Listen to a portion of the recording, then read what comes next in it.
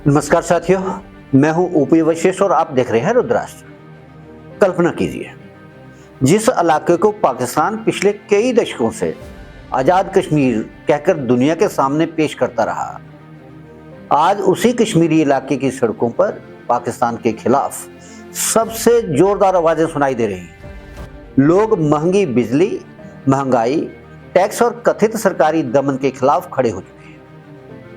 कुछ viral videos और रिपोर्टों में भारत से मदद की अपील और भारत का जिक्र भी देखने को मिल रहा है। लेकिन क्या सचमुच पीओके में हालात पाकिस्तान के हाथ से निकल रहे हैं? क्या ये सिर्फ महंगाई का आंदोलन है या फिर इसके पीछे कहीं ज्यादा बड़ी कहानी छिपी हुई है? और भारत के लिए इसका क्या मतलब हो सकता है? आज हम वहां की जमीनी हकीकतों, ऐतिहासिक तथ्यों और जियोपॉलिटिक्स के आधार पर इस पूरे घटनाक्रम को समझेंगे। इसलिए वीडियो आखिर तक जरूर देखिए। दोस्तों, सबसे पहले यह समझना जरूरी है कि पाकिस्तान जिस क्षेत्र को आजाद कश्मीर कहता है, वह अंतर्राष्ट्रीय विवाद का हिस्सा है। भारत का आधिकारिक रुख साफ है कि पूरा जम्मू कश्मीर, जिसमें पीओके और गिलगित बाल्टिस्तान भी शामिल है, भारत का अभिन्न अंग है। पिछले कुछ महीनों से इस पूरे इलाके में लगातार विरोध प्रदर्शन देखने को मिल रहे हैं। इन प्रदर्शनों की अगुवाई ज्वाइंट अवामी एक्शन कमेटी यानी JAAC कर रही है। यहां ध्यान देने वाली बात यह है कि जैक कोई पारंपरिक राजनीतिक पार्टी नहीं है। इसमें व्यापारी हैं, छात्र हैं, वकील हैं, ट्रांसपोर्टर हैं, सामाजिक संगठन और आम नागरिक शामिल हैं।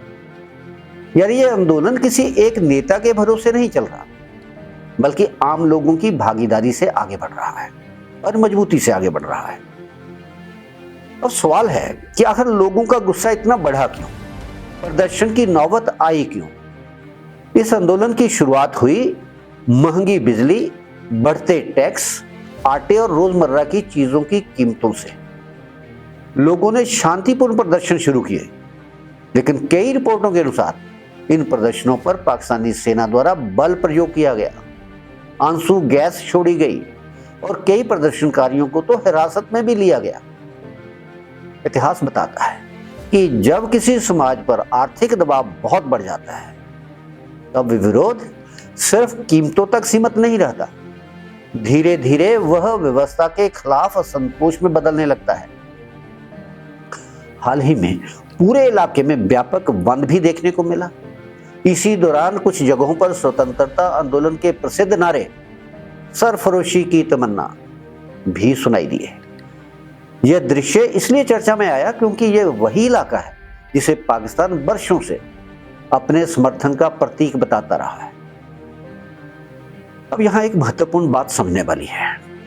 सोशल मीडिया पर कई ऐसे वीडियो वायरल हुए हैं जिनमें कुछ प्रदर्शनकारी भारत की ओर जाने या भारत से मदद की बात करते दिखाई देते हैं, सुनाई देते हैं। वहीं कुछ स्थानीय नेताओं के बयान भी चर्चा में हैं, जिनमें सीमावर्ती भारतीय क्षेत्रों के लोगों से मानवीय सहायता की अपील की गई है। लेकिन यहां भारत को बहुत संतुलित रहना होगा। कुछ वायरल वीडियो या कुछ व्यक्तियों के बयान पूरे पीओके की जनता की राय का प्रतिनिधित्व नहीं करते। उनकी पूरे पीओके की आवाज नहीं हो सकती। वहां अलग अलग विचारधाराएं मौजूद हैं। कुछ लोग केवल सस्ती बिजली और दूसरी राहतें चाहते हैं। कुछ पाकिस्तान की नीतियों का विरोध कर रहे हैं, जबकि कुछ एक लोग अन्य राजनीतिक मांगे भी उठा रहे हैं। इसलिए किसी भी निष्कर्ष पर पहुंचने से पहले तथ्यों और आधिकारिक जानकारी का इंतजार करना बहुत जरूरी है। अब बात करते हैं उस आरोप की जिसने पूरी दुनिया का ध्यान खींचा है। कुछ स्थानीय कार्यकर्ताओं और मीडिया रिपोर्टों में दावा किया गया कि आंदोलन को कमजोर करने के लिए आवश्यक वस्तुओं की आपूर्ति पर रोक जैसी स्थिति बनाई गई पाकिस्तान सरकार द्वारा। यदि सच में ऐसा हुआ है तो इसका उद्देश्य प्रदर्शनकारियों पर दबाव बनाना हो सकता है। हालांकि इन आरोपों की स्वतंत्र पुष्टि हर मामले में उपलब्ध नहीं है, लेकिन यदि किसी क्षेत्र में खाद्यान्न, ईंधन और दवाइयों की आपूर्ति प्रभावित होती है तो मामला केवल कानून व्यवस्था का नहीं रहता, बल्कि मानवीय संकट का रूप भी ले सकता है। अब इस पूरे आंदोलन की जड़ को समझते हैं। पीओके में कई बड़ी जल विद्युत परियोजनाएं हैं। स्थानीय लोगों का आरोप लंबे समय से रहा है कि बिजली बनती तो उनके क्षेत्र में है, लेकिन उन्हें खुद महंगी बिजली और लंबे पावर कट का सामना करना पड़ता है। सोचिए, संसाधन आपके इलाके के हों, लेकिन उसका लाभ कहीं और पहुंचे और स्थानीय जनता महंगाई झेले। ऐसी स्थिति किसी भी समाज में असंतोष पैदा कर सकती है। यही कारण है कि यह आंदोलन केवल राजनीति नहीं, बल्कि रोजमर्रा की जिंदगी से जुड़ा मुद्दा बन चुका है। इसीलिए पीओके की जनता सड़कों पर उतर चुकी है। अब अगर पूरे पाकिस्तान की सियासी स्थिति देखें तो तस्वीर और भी जटिल दिखाई देती है और भी उलझी हुई लगती है। एक तरफ बलूचिस्तान में लंबे समय से अलगाववादी गतिविधियां चल रही हैं, दूसरी तरफ खैबर पख्तूनख्वा में सुरक्षा चुनौतियां बनी हुई हैं, और तीसरी तरफ पाकिस्तान की अर्थव्यवस्था गंभीर दबाव में है। आईएमएफ पर निर्भरता, महंगाई और वित्तीय संकट किसी से छिपे नहीं है। और अब चौथा दबाव पीओके में लगातार बढ़ते विरोध प्रदर्शनों का है। यानी पाकिस्तान इस समय कई मोर्चों पर एक साथ चुनौतियों का सामना कर रहा है, चारों तरफ से घिरा हुआ है। और सवाल उठता है कि भारत के लिए इसका क्या महत्व है। भारत का आधिकारिक रुख वर्षों से स्पष्ट है। 1994 में भारतीय संसद ने सर्वसम्मति से प्रस्ताव पारित किया था कि पूरा जम्मू कश्मीर, जिसमें पीओके और गिलगित बाल्टिस्तान भी शामिल है, भारत का अभिन्न हिस्सा है। यदि पीओके में मानवाधिकार या मानवीय संकट से जुड़े विश्वसनीय तथ्य सामने आते हैं तो भारत अंतर्राष्ट्रीय मंचों पर इन मुद्दों को उठा सकता है।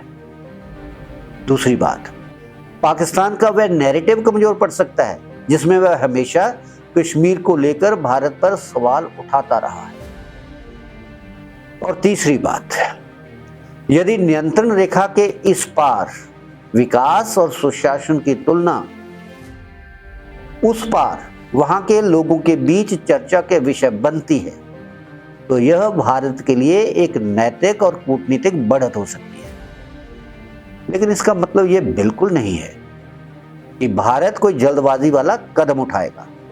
भारत की विदेश नीति हमेशा संतुलित और सोच समझकर आगे बढ़ने की रही है।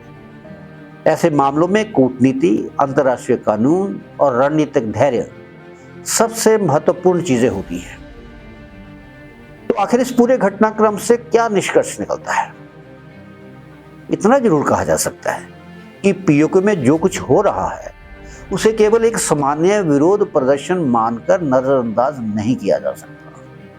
ये वहां के लोगों की आर्थिक परेशानियों, प्रशासनिक असंतोष और बदलते राजनीतिक माहौल की ओर संकेत करता है।